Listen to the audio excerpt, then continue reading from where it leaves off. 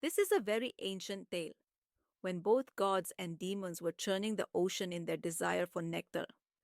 Mount Mandara was made the churning rod, serpent Vasuki the rope. On one side gods, on the other demons, both churning the ocean with all their might. Waves were rising, the sky was echoing.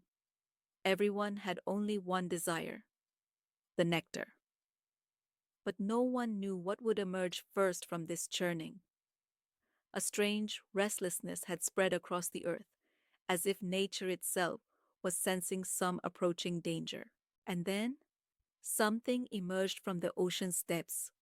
First, there was a deep roar, then a blue-black wave rose. This was no ordinary thing.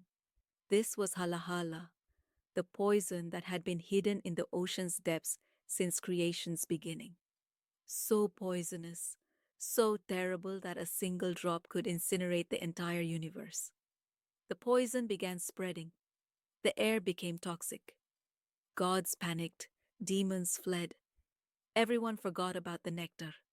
Now everyone was only thinking of saving their lives. Chaos erupted everywhere. Trees and plants began withering, birds began falling.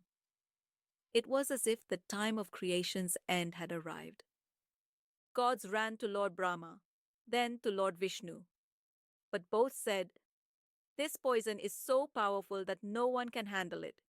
If even we touch it, we too will be destroyed."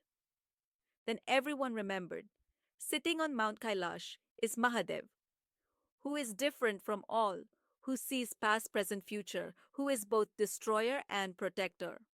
All gods rushed toward Kailash. There Shiva was absorbed in meditation, calm, detached. But when the god's cries reached his ears, he opened his eyes and saw the entire creation is in danger. His children, his people, all dying. Mother Parvati came to him. She said, "Lord, you are the master of three worlds. If you don't save them, who will?" Shiva smiled, that smile which held compassion, love, and also a strange sadness. He knew what this poison could do, but he also knew that if he did nothing, everything would end. Without speaking a word, Shiva stood up. Parvati held his hand, tears in her eyes. "I know what you're about to do," she said. Shiva placed his hand on her head. "This is my dharma, beloved, to absorb suffering within myself so that all others may remain happy."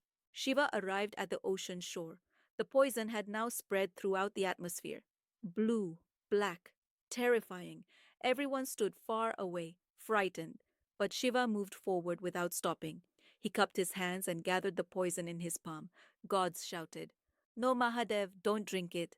But Shiva didn't care. He brought the poison near his mouth, paused for a moment, then slowly, very peacefully, drank all the poison, all the halahala.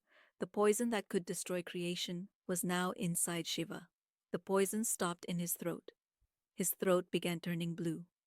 The pain was unbearable, but there was peace on Shiva's face. He closed his eyes. Mother Parvati came running and pressed Shiva's throat with her hand. The poison didn't go down, it stopped in the throat itself. This is why Shiva's throat turned blue, and he was called Neelkanth. The gods breathed a sigh of relief. Creation was saved.